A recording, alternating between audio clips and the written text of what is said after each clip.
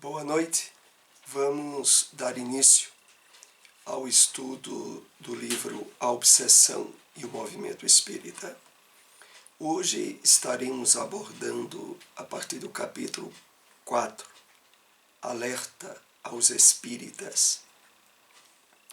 E, como de hábito, vamos aqui fazer um breve comentário sobre uma mensagem do Espírito Emmanuel, extraída do livro O Evangelho de João, comentado por Emmanuel, capítulo 20, versículo 20. Separamos esse trecho. Todos possuímos nas mãos antenas vivas, por onde se nos exterioriza a vida espiritual. Reflete, pois, sobre o que fazes cada dia. Não ouvides que, além da morte, nossas mãos exibem os sinais da nossa passagem pela terra. Então, essa passagem do Evangelho de João, capítulo 20, versículo 20, é aquela onde diz assim: e mostrou-lhes as mãos, referente ao Cristo, após a sua crucificação e o seu retorno, à constatação da continuidade da vida entre os apóstolos. E daí Emmanuel coloca essas observações para aprofundarmos a reflexão a respeito do texto bíblico. E ele inicia de um modo muito importante, nos chamando a atenção de que nós possuímos nas mãos antenas vivas, por onde se nos exterioriza a vida espiritual. É uma indução a nos chamar a atenção para a consciência do que nós fazemos, da forma pela qual nos temos agido e nos comportado no mundo como espíritos encarnados. E nesse lado, quando ele diz que nas mãos temos antenas vivas, de fato, não apenas nas mãos, mas em todo o nosso ser que está em constante interação com o mundo espiritual.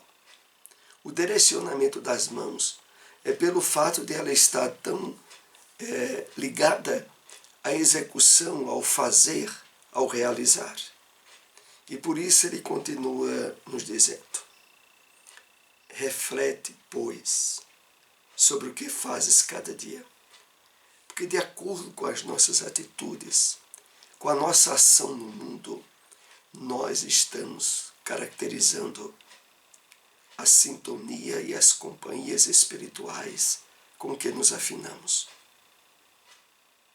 E deixando bem claro o espírito, o nível de espírito que nós mesmos o somos. Não esqueças, não ouvides, que além da morte, nossas mãos exibem os sinais de nossa passagem pela terra. Então, fechando essas considerações que Emmanuel nos traz, ele deixa bem claro de que, olha, a consequência de tudo que fazes e da forma com que realizas na terra te acompanhará para a realidade da vida maior. Bom, com essas observações nós vamos iniciar os comentários do capítulo 4, Alerta aos Espíritas, do livro A Obsessão e o Movimento Espírita. Esse capítulo é estabelecido nas considerações do espírito Eurípides Barçanufo, no livro Tormentos da Obsessão, uma obra muito importante para a nossa leitura, para o nosso aprofundamento na doutrina. Então vamos aos textos separados para comentário nessa noite.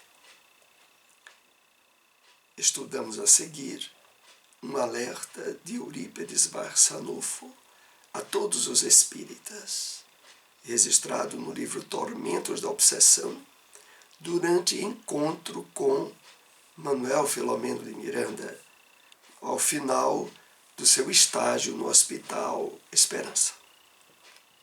Então, o livro Tormentos da Obsessão nos traz, na análise de casos e situações vivenciadas, sobretudo, por espíritos associados ao movimento espírita e que retornaram ao mundo espiritual de uma forma muito infeliz, os alertas e as advertências para nós que, ainda estando encarnados, trabalhamos, estamos ligados ao movimento espírita.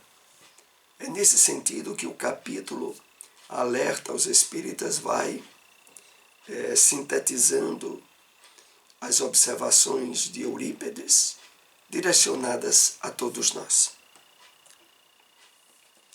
E começa trazendo as seguintes reflexões.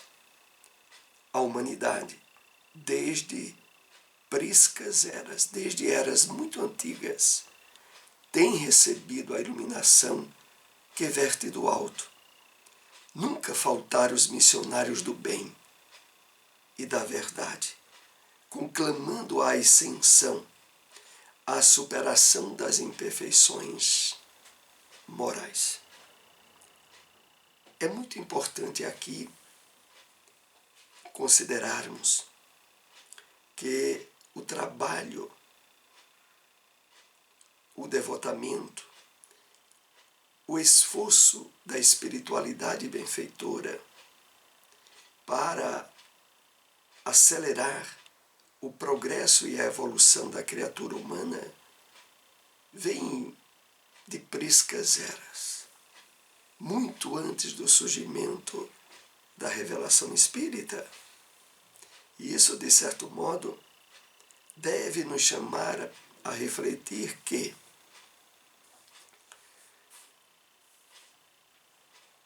os espíritos iluminados, sob as ordens do Cristo, trabalham e trabalharam sempre em todas as áreas, em todas as religiões, em todas as atividades vinculadas ao progresso e à evolução do homem, não havendo em relação a isso nenhum privilégio do movimento espírita. Todos eles, os nobres mensageiros da luz, desempenharam as suas atividades em elevados climas de enobrecimento e de abnegação, que deles fizeram líderes do pensamento de cada povo, de todos os povos. Então, todos esses espíritos elevados, mensageiros da luz, tiveram no desempenho das suas atividades em toda parte do planeta o trabalho de abnegação, de renúncia, e que fizeram deles líderes de cada povo. Isso em várias áreas da atividade humana, não é apenas na área da religião, é na área da ciência, da filosofia, é na área atinente à evolução da sociedade humana, em todos os aspectos. A presença de espíritos iluminados que sempre estiveram atuando a benefício do progresso da humanidade como um todo. Foi, no entanto, Jesus quem melhor se doou à humanidade, ensinando pelo exemplo, dedicação até a morte, aguardando com paciência infinita que suas ovelhas retornem ao aprisco. Então, importante deixar bem destacado que Jesus foi o maior de todos. Continua sendo, porque a missão do Mestre não terminou na crucificação de modo nenhum. E por isso, o texto aqui salienta, aguardando com paciência infinita que suas ovelhas retornem ao aprisco. Essa expressão de retornar ao aprisco é símbolo do retorno à harmonia com as leis divinas, ao equilíbrio com os objetivos maiores da nossa evolução. E o Consolador veio. Ao ser apresentado no Espiritismo, surgiram incontáveis possibilidades de edificação humana, ao abarcar os vários segmentos complexos e profundos da ciência, da filosofia, da religião, contribuindo em todas as áreas do conhecimento humano. Esses slides que estamos comentando aqui a princípio vão preparando o terreno para os alertas dos benfeitores espirituais de Eurípides Barçanufo, sobretudo, ao movimento espírita, a nós que trabalhamos nas suas hostes. Então, chegou a época e surgiu o Consolador, 1857, com o Livro dos Espíritos. E a partir dele, incontáveis possibilidades de edificação humana. Porque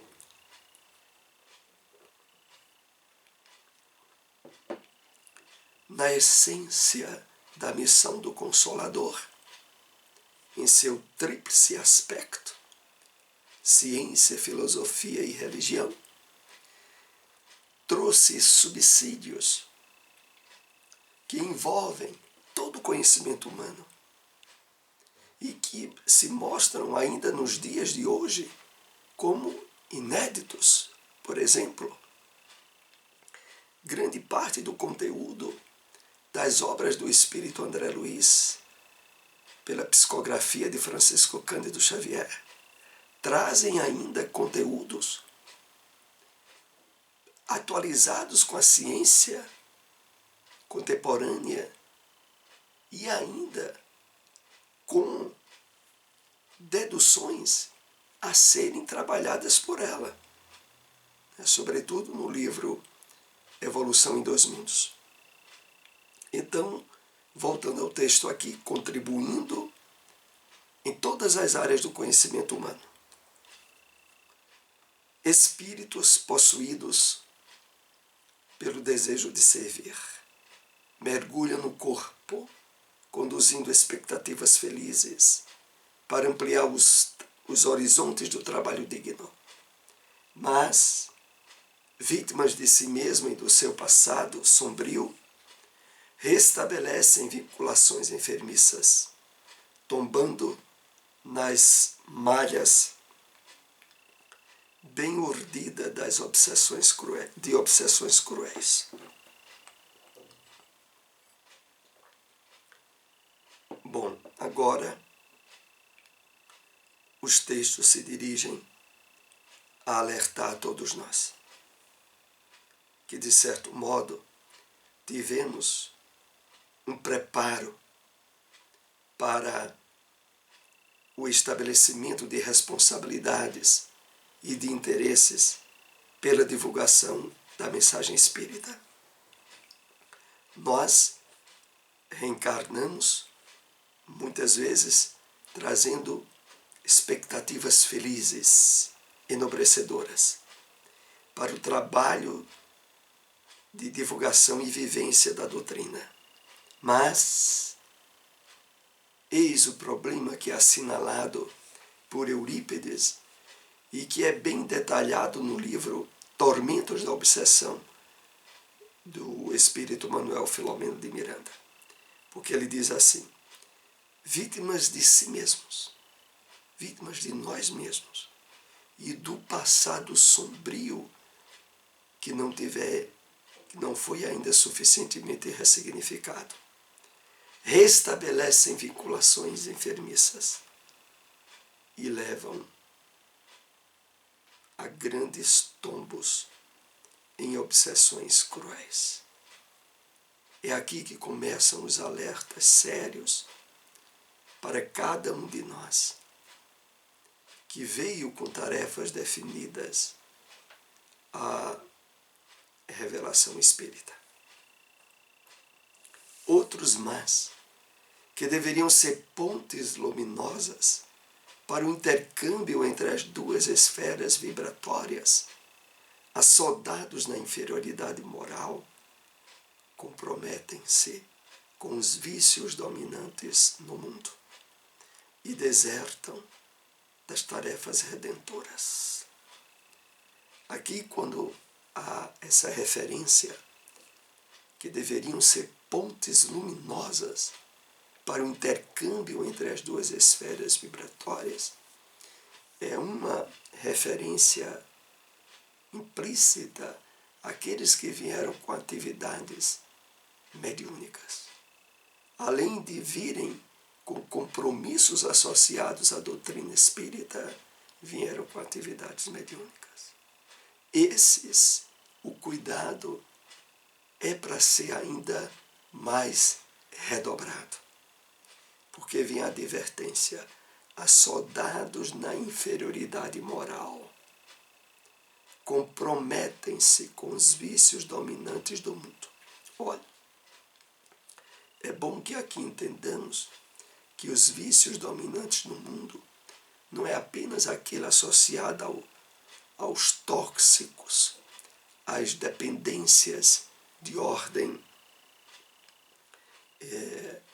mais material, associada a remédios. Não, é também os vícios da maledicência,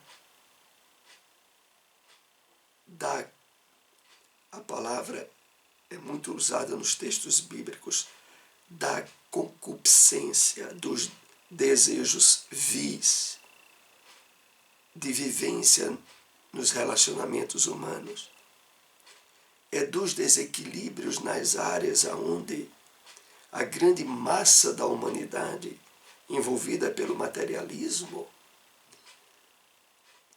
se desequilibram intensamente, mas que aquele que vem com compromisso associado ao Consolador, à doutrina espírita, e mais ainda ao intercâmbio mediúnico, precisam estar alertas, atentos, a não tropeçarem em desvios tão graves, porque o resultado, como aqui é colocado para nós, é muitas vezes a deserção, o afastamento das tarefas redentoras.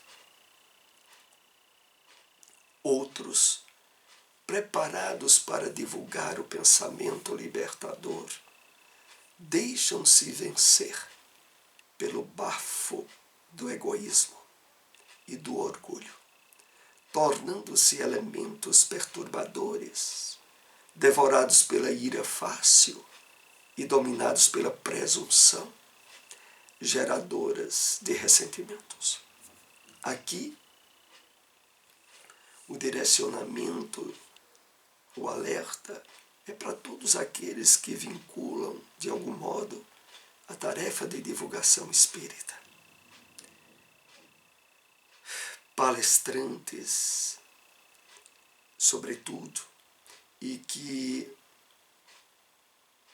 por falta de vigilância e de atenção suficiente aos compromissos que assumiram na espiritualidade, deixam-se levar pelo egoísmo e pelo orgulho, redundantes em presunção e geradoras de ódios e de ressentimentos. Muitas vezes, julgando-se ofendidos, não valorizados e envolvendo-se com os melindres, afastam-se das atividades espíritas. Infelizmente.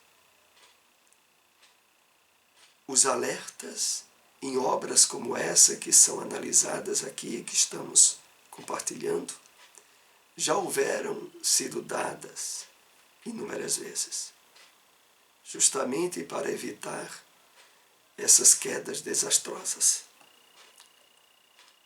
Como consequência dessa atitude enferma, estão desencarnando muito mal. Incontáveis trabalhadores das lides espíritas, que ao inverso, deveriam estar em condições felizes.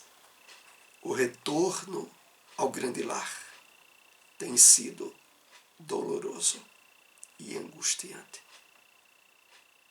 Aquilo que não deveria ser, era para normalmente o retorno dos espíritos trabalhadores envolvidos na divulgação do Consolador prometido por Jesus, de através dos esforços de renúncia e de trabalho iluminativo, retornar em condições equilibradas e ideais ao grande lar, a vida espiritual. Mas, face a não ter dado suficiente atenção aos alertas, às induções que a consciência esclarecida lhes traziam para não envolverem-se em determinadas quedas morais, por terem sido desconsiderados, redundaram e redundam nisso incontáveis trabalhadores das líderes espíritas, voltando ao plano espiritual, em condições, às vezes, de desequilíbrio mental. Não só pelos desvios do comportamento, mas por envolverem-se até em crimes, em erros muito graves, que os perturbaram profundamente. Então, queremos aqui, inclusive, reforçar o incentivo à leitura desse livro, Tormentos da Obsessão. Muito importante para o esclarecimento de todos nós espíritas. Há outras obras nessa área também muito importantes de Manuel Filomeno de Miranda, mais recentemente, Perturbações Espirituais, que também analisa um quadro de desequilíbrio grande numa instituição espírita, sobretudo por parte do dirigente da instituição. Há também outra obra, Sexo e Obsessão, de Divaldo Franco, que também alerta muito, aliás, do espírito Manuel Filomeno de Miranda, pela mediunidade de Divaldo Franco, que também traz alertas muito sérios, sobretudo na questão do equilíbrio das energias genésicas da sexualidade. Quem assume compromisso com Jesus através da revelação espírita não se pode permitir o luxo de o abandonar na curva do caminho e seguir a sós, soberbo, quão dominador. Então aqui o espírito Eurípides Barçanufo explicita de uma forma bem forte. Quem assumiu compromisso com Jesus, todo aquele que encontrou na doutrina espírita sintonia, afeição,